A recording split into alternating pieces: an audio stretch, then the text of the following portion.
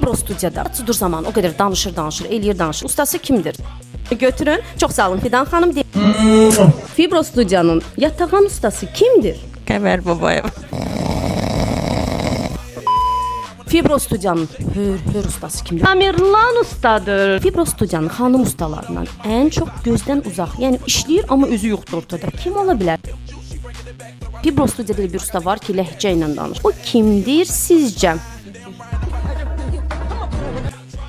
Anari xanım, Fibro studiyada bir usta var ki, normal danışır amma elə bilirsən ki, dava edir adamla. O usta kimdir sizcə? Qıza gəgədək deyim sənə kimdir? Fət usta. Salonda elə bir usta var ki, səssiz, öz işini görür və sonda isə birinci yerə tutur. Kimdir o? Əfsanə xanım seçdi. Salonda elə bir usta var ki, belə baxır kameraya, baxır videolar çəkir. Oğlan ustalarındandır. O kimdir? Cavidan ustadır. Kameraya bir baxın. Oğlum bu nə yaxşılıqlıq lan? Fibro studiyanın rəssam ustası kimdir? Elə çəkir qaşları. Əlbəttə ki, Aliyə xanım. Aliyə xanım, çətin bir sual verəcəm sizə. Fibro studiyanın admini kimdir? Axtaraq tapaq kimdir? Gözü, işığı falan filan.